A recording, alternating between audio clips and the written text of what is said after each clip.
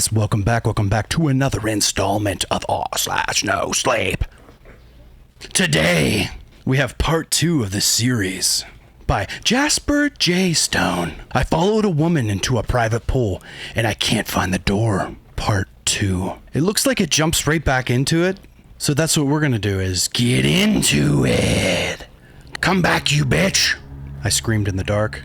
Open the door! I splashed my arms against the water, furious. How had I fallen in? I saw how far away the door was from the pool before the pool lights went out, and I wasn't anywhere close. In fact, I was seconds away from grabbing the handle and getting out. But then, all at once, the floor was water. It didn't figure. It's like the pool had reached out and grabbed me. Good trick. Yeah, you got me, I shouted again, my words muffled like a pouty child screaming into a pillow. She couldn't hear me. She was free, and I was here in this fucking pool. You're stuck with it tonight, she had said. Bullshit. She was trying to scare me, act like I was trapped in the water with something. Right? No. The truth was that I had severely misjudged distances and the size of the pool, and I was just turned around. If I picked a direction and swam, I'd find the edge eventually. So, I started swimming. The salt water had flooded my eyes when I fell into the pool, and they were stinging like a motherfucker. Not that they were doing me much good anyways. I couldn't see my hand in front of my face. I couldn't find the edge anywhere, and I was starting to get tired. To make matters worse, my goddamn clothes were sticking to me like cling wrap. I could feel them getting heavier and heavier, dragging against my every stroke. I couldn't go on swimming like this. I would have to strip. I peeled off my shirt and let it sink silently down to the bottom of the pool. It skimmed my foot on the way down. I realized then I hadn't touched the bottom yet. How deep did this pool go? There's a stretch of the Wharfe River in Yorkshire, England, called the Strid.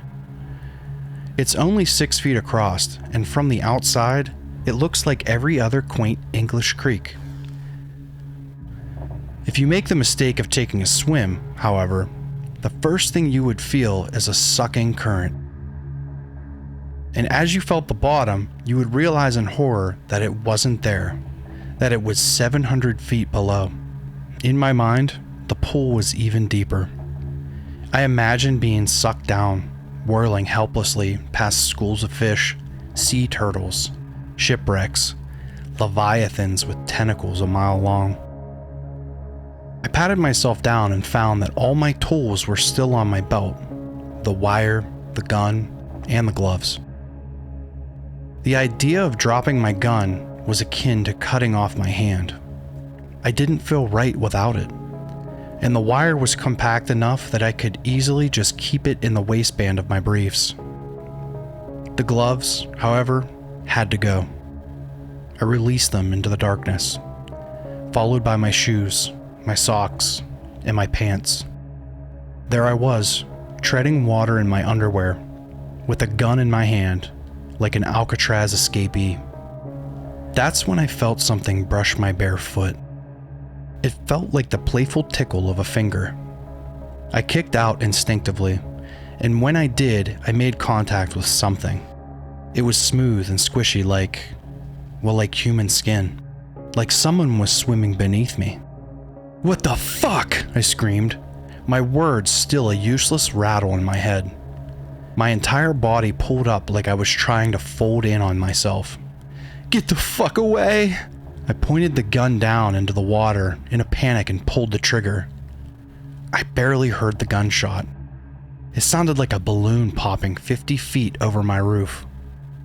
I felt the pressure change as the bullet whizzed past my leg, and I realized in a split second that I had been inches away from shooting off my own foot. I hadn't planned on shooting. Frankly, I was surprised the gun still fired after so long in the water. It was completely instinctual. So, When the recoil flashed up my arm, it slipped right out of my hands. No, no, no, no! I reached down desperately into the black water to catch it. I got a finger across the barrel, still hot from the gunshot, but it bounced right off and dropped like a stone down through the dark waters into the deep.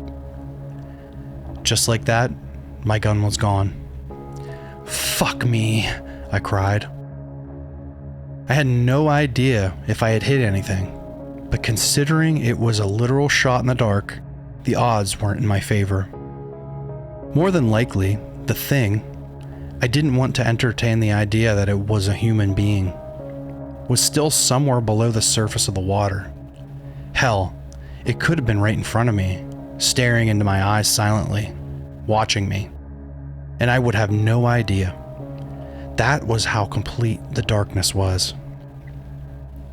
The idea was enough to turn my stomach. For a moment, I imagined I could hear it breathing beside me, but I quickly shook the illusion. I took a few deep breaths of my own and composed myself. That must be it my target was referring to as she left. I guess it found me. There was nothing I could do about that. If this thing was trying to kill me, it could have done that a long time ago. Not to mention, if this thing was lethal, why would that woman choose to swim with it every week? If it was still here, I just wished it wouldn't touch me again.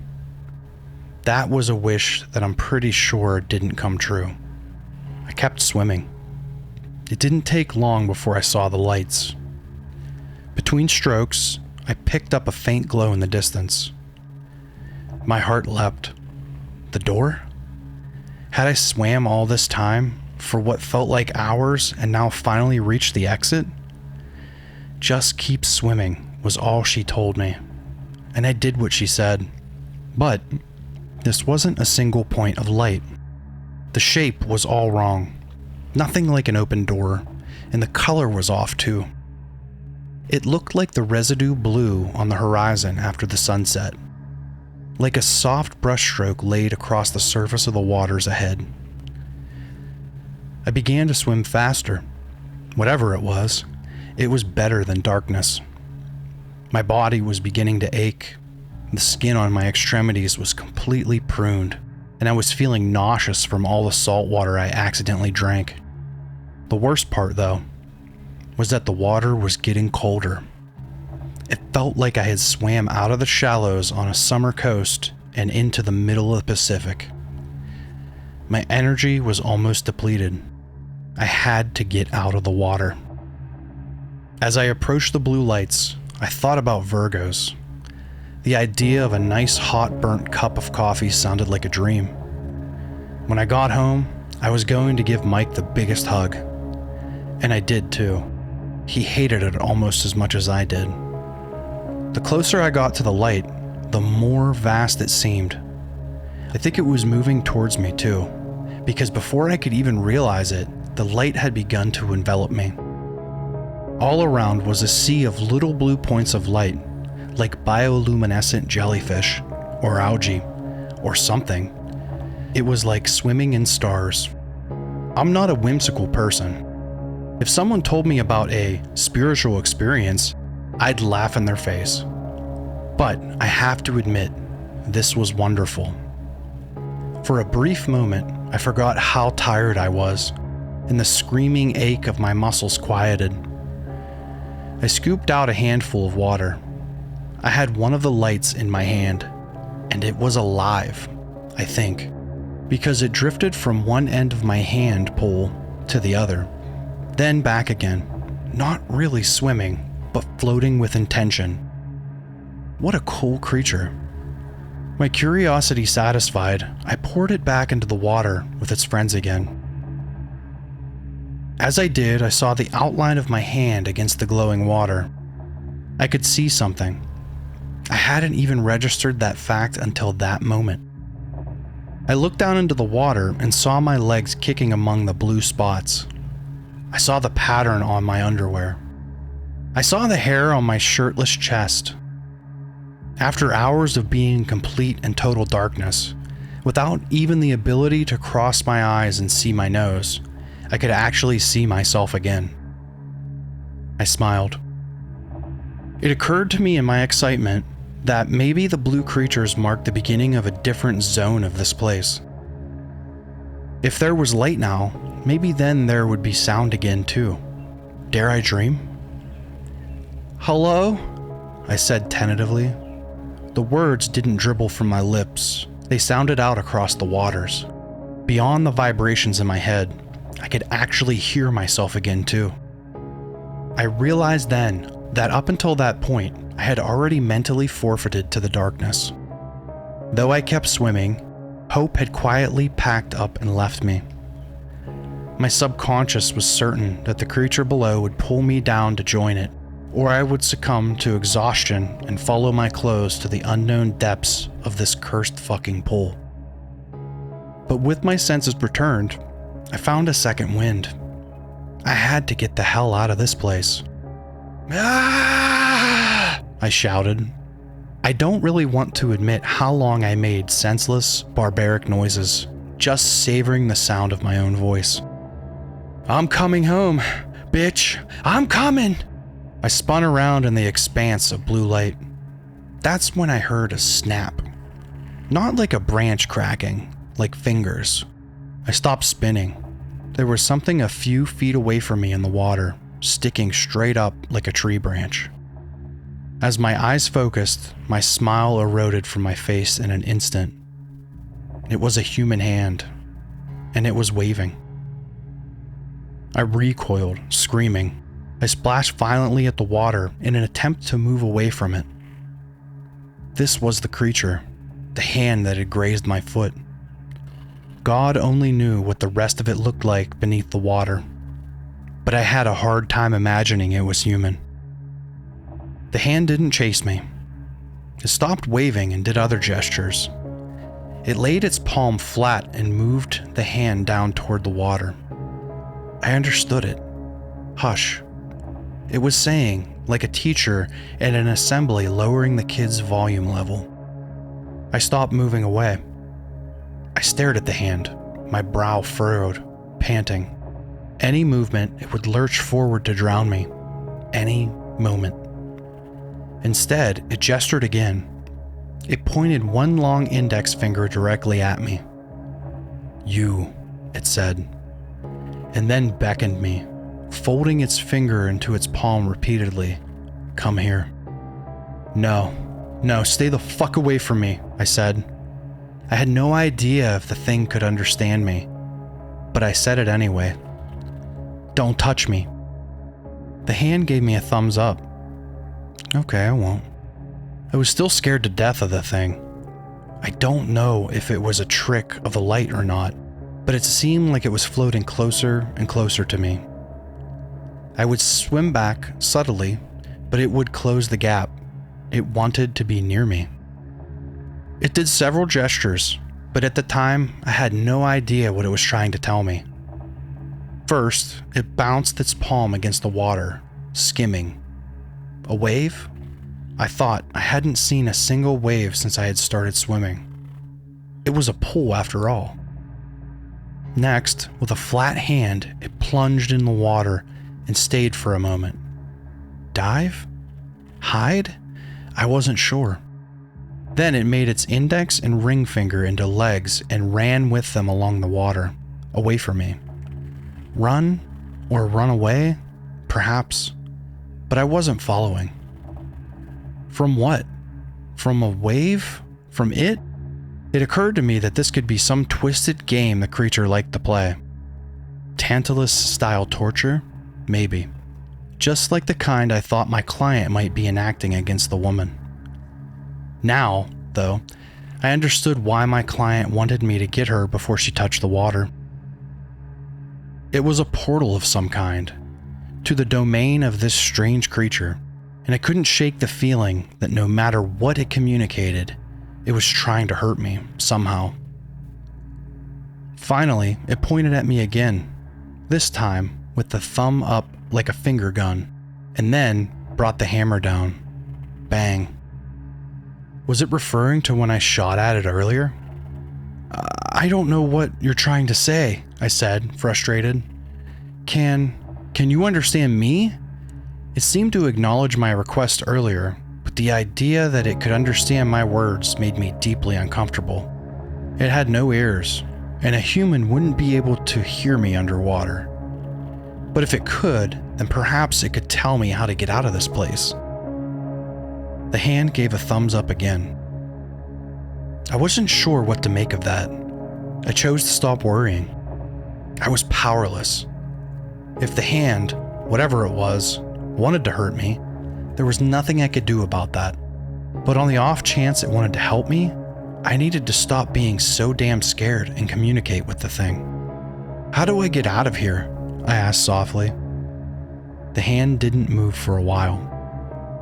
Listen, I'm sorry I shot at you. I didn't mean to, I swear to God, I said. But you gotta help me out of here. I'm tired, and I need to get out of the water. The hand still didn't move. Fucking figures. You know, I began, but just then, I started to hear a noise. It was coming from behind me.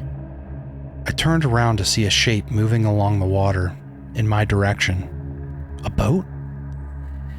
I looked back at the hand with a smile on my face. It was gesturing wildly. Wave? Hide? Run away? Bang? I grew tired of the creature's game.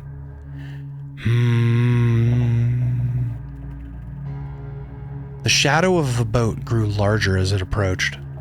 I saw a kerosene lamp on board, and by its light I could make out the figure of a man waving his arm over his head. Help had arrived. Over here, I cried, and began to swim towards the boat. Suddenly, the hand was in front of me. Hush, it gestured. Run. Emboldened by the prospect of freedom, I swam right past it. It didn't reach out to touch me, just like it said it wouldn't. I began to have doubts. Was the hand truly trying to help me after all? No. I remember this little trick underwater with my foot that nearly caused me to shoot my toes off, and its silence when I asked for help. The person on the boat was a man. The thing in the water wasn't. Even if this guy wasn't of the purest intention, he still had a boat. Worst case scenario, I would commandeer it. I still had the length of wire. In any case, it beat being in the water with this thing. Over here! I hollered through a mouthful of salt water. The paddling was more than my body could handle. My swimming slowed to a crawl. God, I remembered how cold I felt just then, chilled down to the bone. I don't think I could have lasted another 10 minutes in the water. I heard a splash, underlit by the blue light, like the woman's face. I saw a life preserver bobbing in the ripples. I see you, buddy, the man called from the boat. He had a soothing, confident voice, like he wasn't worried at all.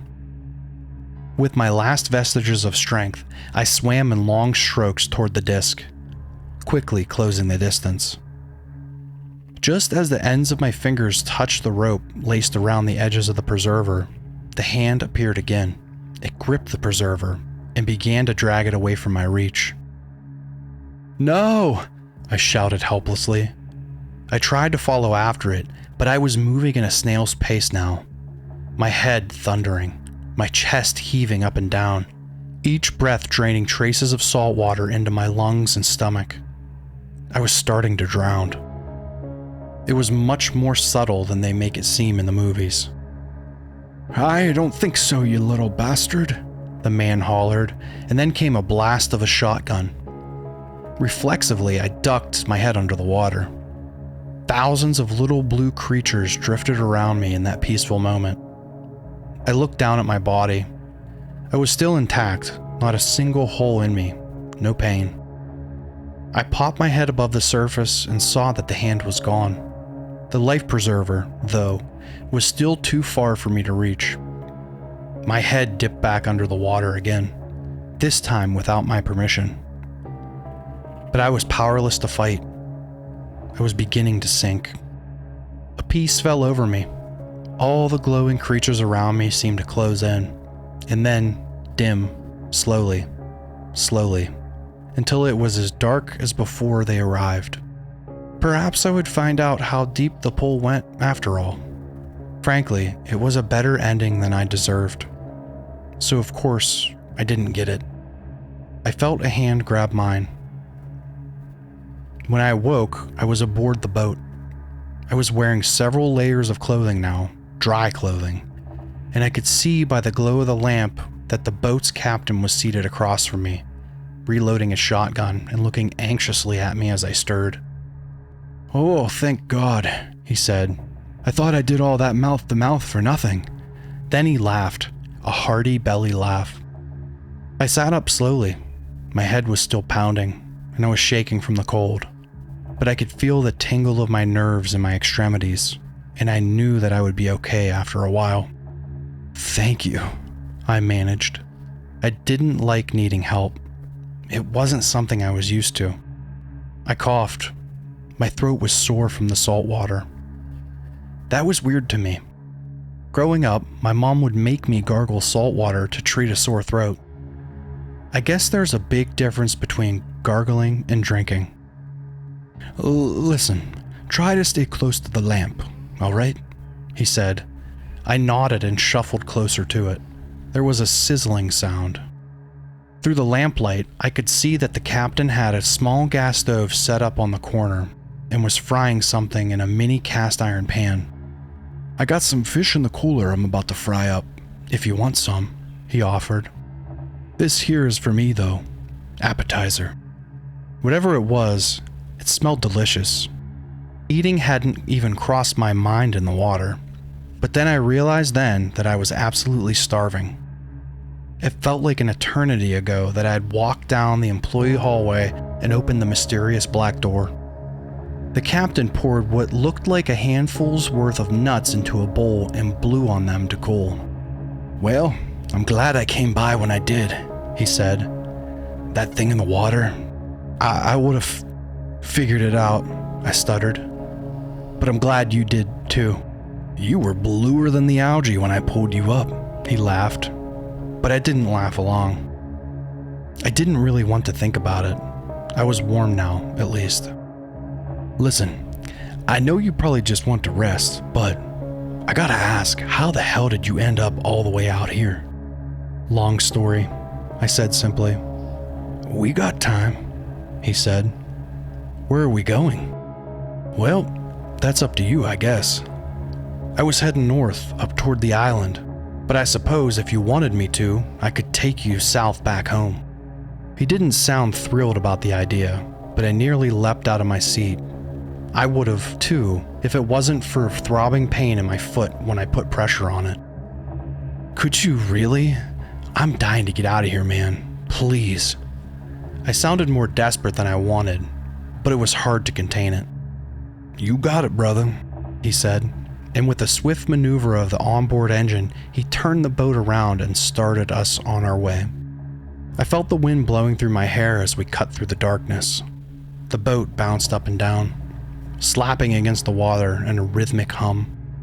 I remembered the hand's first obtuse gesture, the wave, and I suddenly understood it.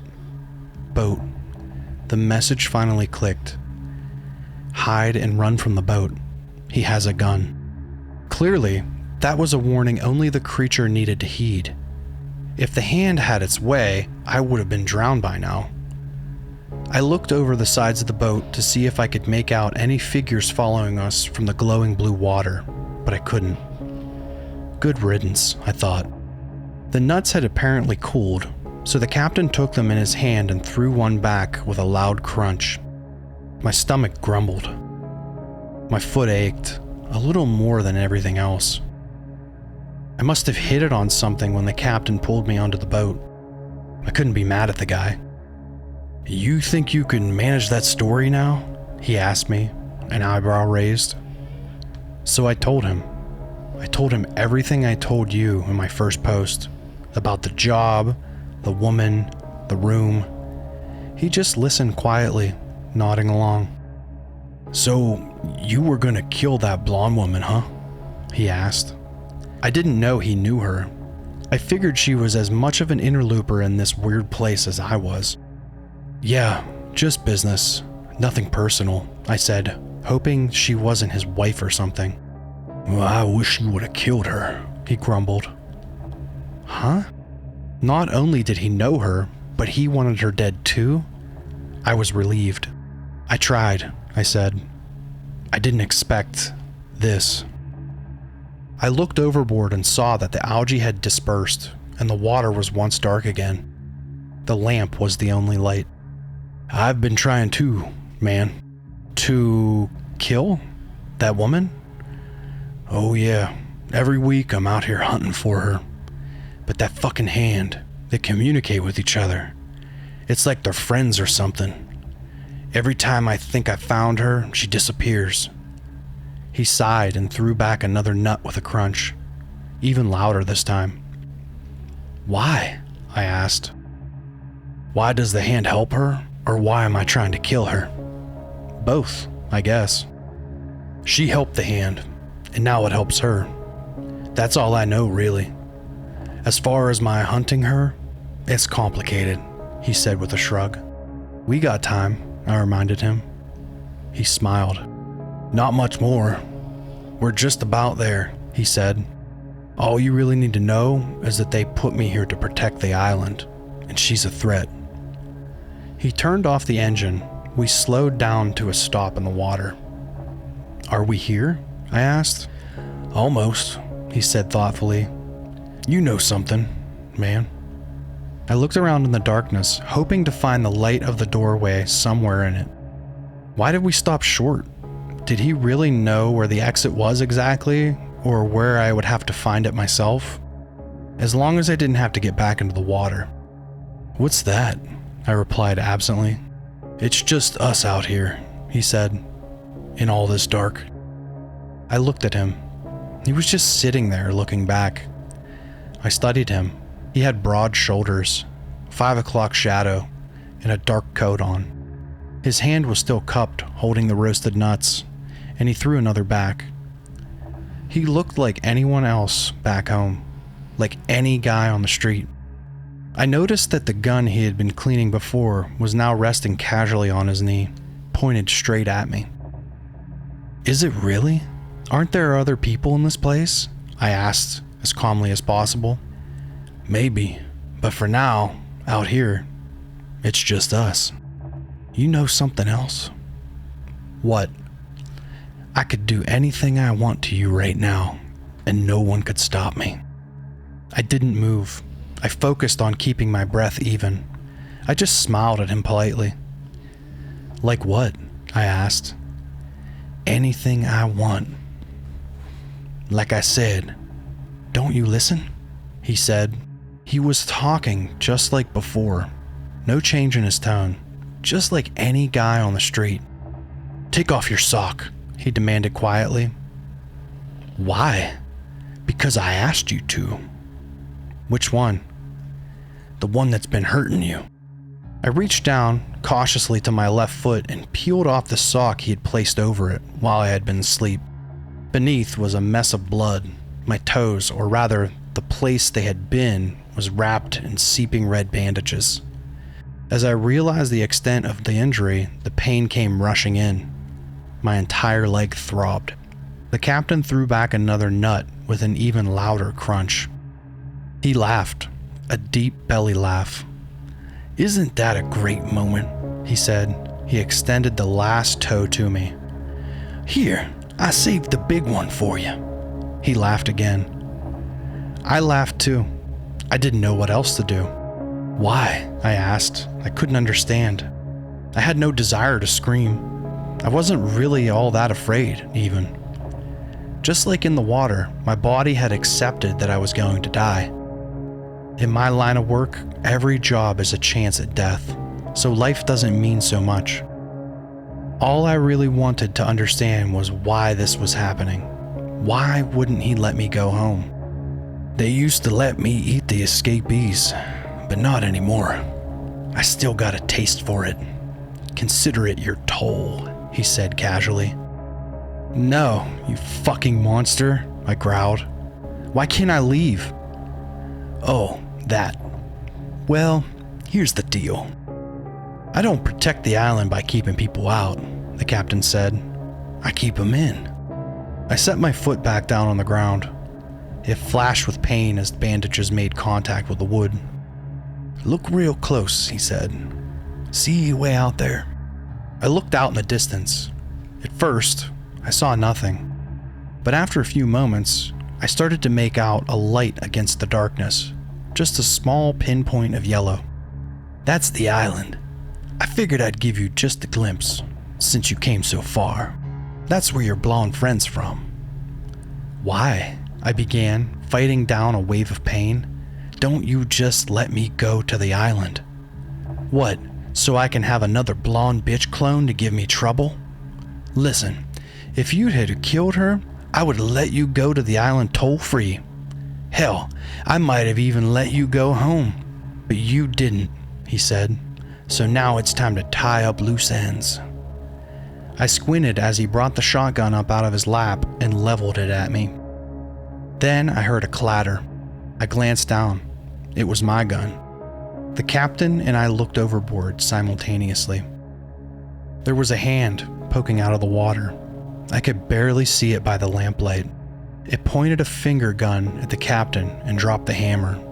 Bang. Then it was gone. I had the hand's message all wrong. It was the same message it probably told the blonde woman as she swam away from the island. If the boat comes, hide, run, and when all else fails, bang. The captain and I both looked down at the gun. Then I sprang for it. I had the gun in my hand when I felt a peppering of buckshot in my right shoulder. The blast was deafening. Weak and disoriented already, my head swam and my ears rang at the sound. The kerosene lamp fell. I heard it shatter on the ground as the boat descended into darkness. I switched the pistol to my left hand. I had no idea where the captain was, nor if the pistol would fire a second time, but I pulled the trigger anyway. Another blind shot. Bang! I knew I hit him when I heard the splatter of his brain on the hull. Whether or not the captain was dead, I couldn't know. Try not to let it find you. The it wasn't the hand after all. It was the captain and his hunting boat. All was quiet for a long moment. I lowered the pistol to my side, placing it in my jacket pocket. It was hard to believe I almost didn't take it along with me. But then, I heard a horrible wail. It was a long, wretched cry of mourning, neither masculine or feminine. It was coming from the island. Immediately, I heard something approaching quickly from my left. It started as a low grumble and slowly swelled into a thunderous roar. I ducked down, holding tightly to the rib of the boat. It was a wave. I could feel the water shifting beneath me long before it arrived. The water folded on top of me with unimaginable force. The small boat didn't even stand a chance. It was torn free and tossed hopelessly through the black waters. Everything was a swirl of motion. I reared up out of the water to catch my breath, only to be beaten back under by another wave, and another, until I was certain that I would never surface again. In the tumult, I caught glimpses of the pinpoint of yellow light growing brighter and brighter, like the sun shining down on me, or perhaps the light at the end of the tunnel. I'm certain that I felt a hand tugging at my collar, but at what point, and whose, I couldn't possibly say. When I woke, I was laying on the shores of the island. Awesome second part, man. Really like it. I like the whole Mystic Ocean. It's really cool. Like where he thought he was in a pool for a long time and he somehow got like portaled into the ocean of some sort. Very fantasy mythical kind of situation. I really dig it. Appreciate you letting me read this one, man. I hope you enjoy it coming to life a little bit. Everybody, there'll be a link in the description if you want to check out any of his other work. Jasper J. Stone. Really enjoyed this so far. I don't know if you're going to have another part of this or not. Let me know. Then we can get it posted once you get it all figured out. Appreciate each and every one of you out there listening. I am Negro Masochist. Farewell.